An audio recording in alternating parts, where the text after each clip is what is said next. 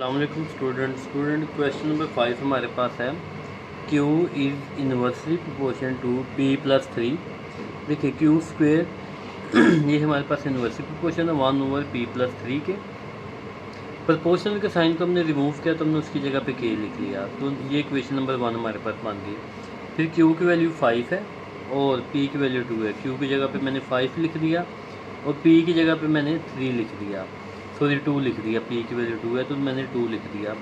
देखिए 5 का स्क्वायर हो जाएगा 25, K एज इट इज़ आ जाएगा और 2 + 3 हो जाएगा 5। तो ये 5 यहाँ पे डिवाइड हो रहा है और 25 के साथ जाके ये मल्टीप्लाई हो जाएगा। तो इन दोनों को मल्टीप्लाई करेंगे तो K की वैल्यू क्या आ जाएगी 125 मेरे पास। फिर नेक्स्ट हम क्या करते हैं, हम लिखते हैं put the value of K in equation 1।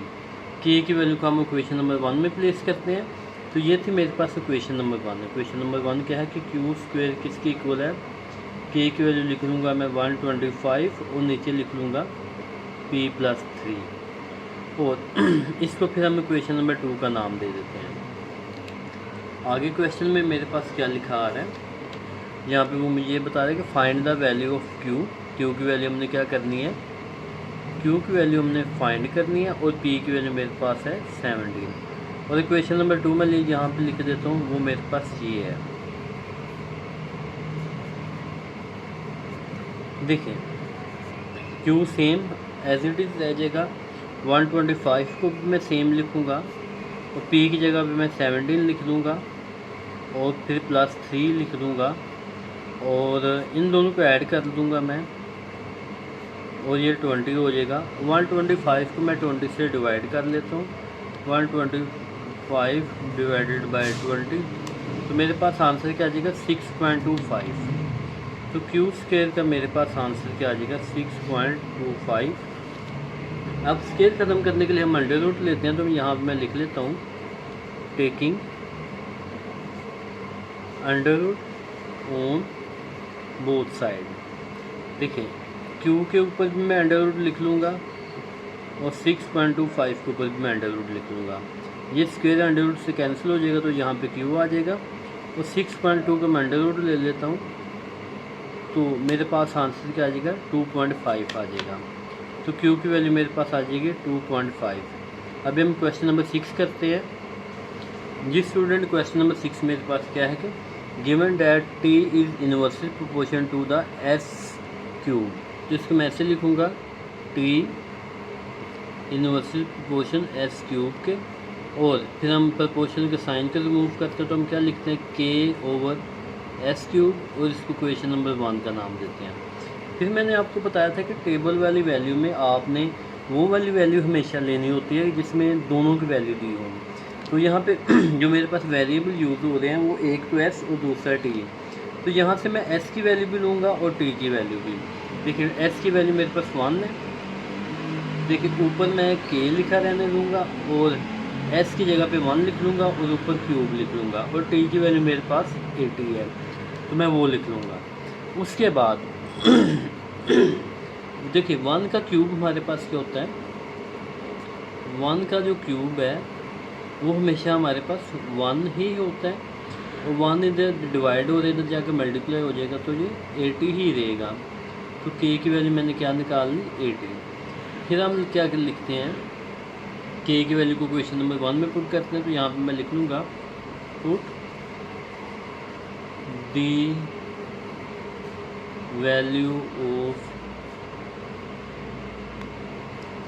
K in equation 1। तो K की वैल्यू को हम इक्वेशन नंबर 1 में प्लेस कर लेते हैं। तो ये मेरे पास इक्वेशन नंबर 1 थी, तो यहाँ पे मैं लिख लेता हूँ T इक्वल K की वैल्यू 80 निकाल लिया तो 80 लिख लेता हूँ और यहाँ पे लिखता हूँ S क्यूब और इसको क्वेश्चन नंबर 2 का नाम दे देता हूँ मैं। फिर देखें यहाँ पे S की वैल्यू मेरे पास 2 लिखी है, तो हमने इसी इक्वेशन में इक्वेशन नंबर 2 में S की जगह पे मैं 2 लिख दूँगा और इसके ऊपर क्यूब लिखा है तो मैं क्यूब लिख दूँगा। तो देखें यहाँ पे 80 सेम और 2 का क्यूब होता है 8, देखिए 2 को अगर 3 टाइम मल्टीप्लाई करवाएं तो हमारे पास आंसर क्या आता है, वो 8 आता है। तो इन दोनों को डिवाइड करेंगे। देखिए 8 10 क्या होता है, 80 होता है। तो यहाँ पे टी की वैल्यू मेरे पास क्या आ जाएगी, 8 10 आ जाएगी। तो यहाँ पे मैं लिख लूँगा 10 लिख लूँगा। उसके बाद देखिए नेक्स्ट मेरे पास एस की वैल्यू दी है 4। तो क्वेश्चन नंबर 2 में मैं वैल्यू प्लेस करूँगा, यहाँ पे टी लिखा रहने दूँगा, यहाँ पे टी लिख लूँगा, एस की जगह लिखूँगा 4 और 4 के ऊपर लिखा क्यूब, तो मैं वो लिख लूँगा। देखिए 4 का क्यूब मेरे पास होता है 64। तो इन दोनों को मैं डिवाइड कर लेता हूँ। 80 डिवाइडेड बाय 64, तो मेरे पास आंसर क्या आ जाएगा, वो आ जाएगा 1.25। तो यहाँ पे मैं टी की जगह पे लिख लूँगा 1.25 और उसके बाद मेरे पास यहाँ पे टी की वैल्यू दी है 0.08। तो मैं क्या करता हूँ, क्वेश्चन नंबर 2 में प्लेस कर लेता हूँ। टी की जगह पे मैं लिख लूँगा ऐसे, चलें टी की जगह पे मैं लिख लूँगा 0.08, फिर इक्वल का साइन और यहाँ पे आ जाएगा 80 और नीचे आ जाएगा एस क्यूब। देखिए एस क्यूब इधर आके हो जाएगा मल्टीप्लाई और यहाँ पे 80 रह जाएगा और एस क्यूब यहाँ पे और यहाँ पे 0.08 मल्टीप्लाई हो रहा है और यहाँ पे आके हो जाएगा डिवाइड। तो इन दोनों को हम डिवाइड कर देंगे।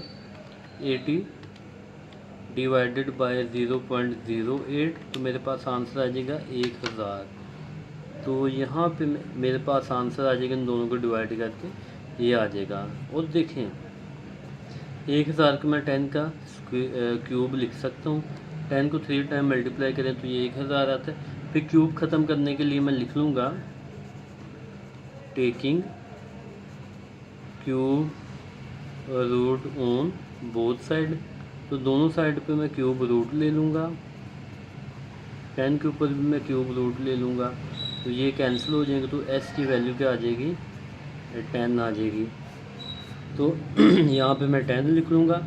उसके बाद इक्वेशन नंबर 2 में फिर से मैं टी की जगह पे लिख लूँगा 0.01, फिर इक्वल आ जाएगा, फिर आ जाएगा 80 आ जाएगा, फिर आ जाएगा एस क्यूब आ जाएगा। एस क्यूब इधर आके मल्टीप्लाई हो जाएगा और ये वैल्यू इधर जाके क्या हो जाएगी, डिवाइड हो जाएगी 0.01। तो इसको मैं डिवाइड कर लेता हूँ। 80 डिवाइडेड बाय 0.01,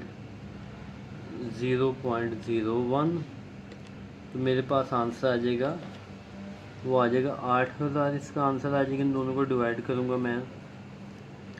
तो देखें यहाँ पे फिर हम क्यूब को ख़त्म करने के लिए क्या कौन सी लाइन लिखते हैं, ये वाली taking cube on both side. तो यहाँ पे मैं लिख लेता हूँ टेकिंग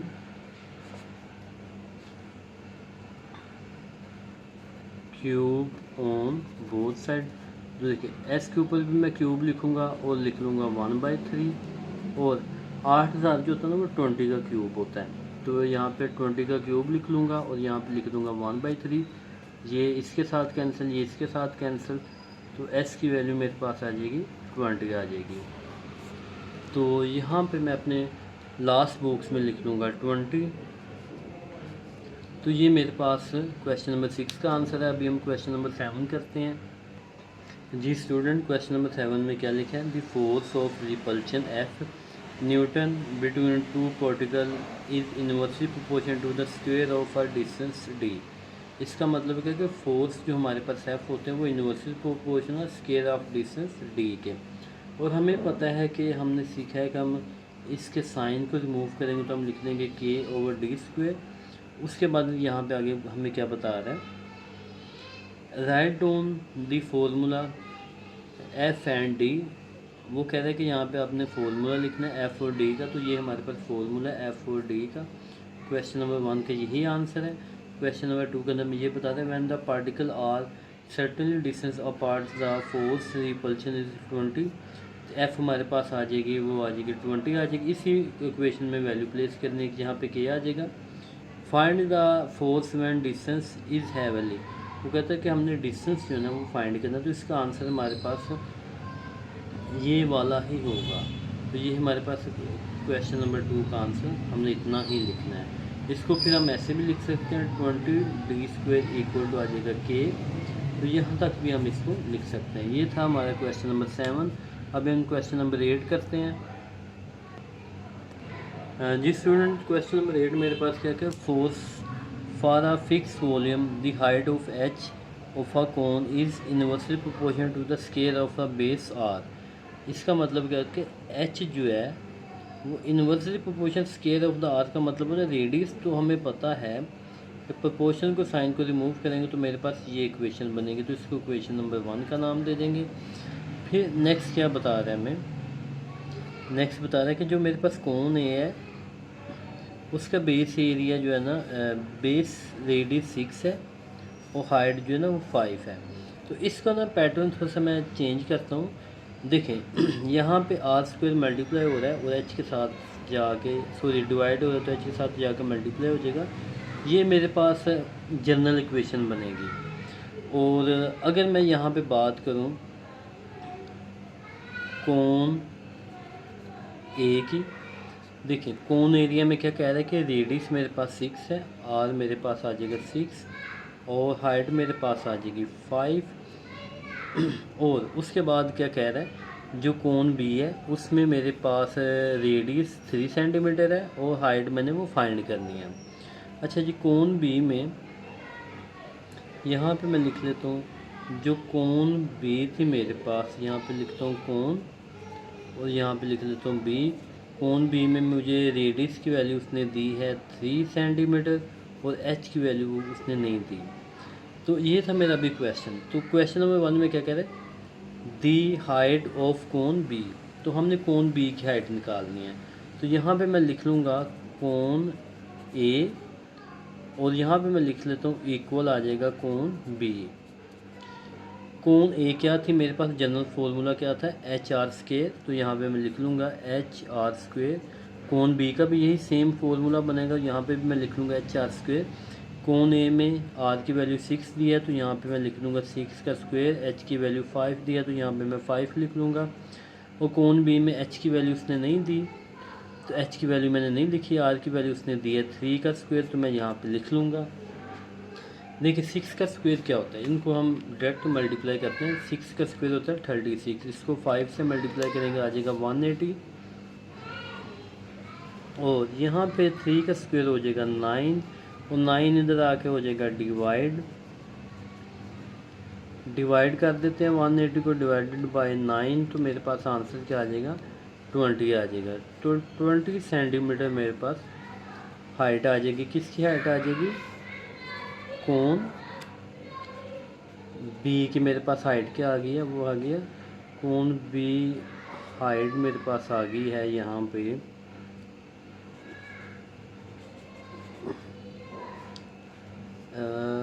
यहाँ पर आ जाएगी 20 सेंटीमीटर। उसके बाद जो मेरे पास इसके बाद नेक्स्ट सेकंड इसका ये था, इसका फर्स्ट पार्ट यहाँ पे मैं लिख देता हूँ फर्स्ट पार्ट। अभी हम करते हैं इसका सेकंड पार्ट में, मैं यहाँ पे ही लिख लेता हूँ। सेकंड पार्ट के अंदर क्या कह रहा है, यहाँ पे कह रहा है कोन सी 1.25 सेंटीमीटर, ये जो है कोन बी की हाइट है हमें दी है उसने। कोन बी का रेडियस हमें नहीं बताया, हाइट उसने हमें दी है 1.25 सेंटीमीटर।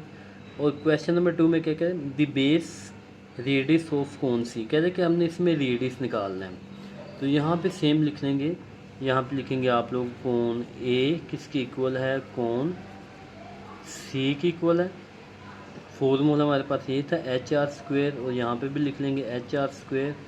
और यहाँ पे h की वैल्यू मुझे दी थी 5 और ये 6 का स्क्वायर था, और यहाँ पे h की वैल्यू दी है मुझे 1.25 और r² की वैल्यू मैंने यहाँ पे फाइंड करनी है। इन दोनों को मल्टीप्लाई करेंगे तो हमारे पास 180 आ जाता है और यहाँ पे आ जाएगा 1.25 और यहाँ पे आ जाएगा r²। अभी हम नेक्स्ट पेज भी करते हैं बाकी क्वेश्चन इसका।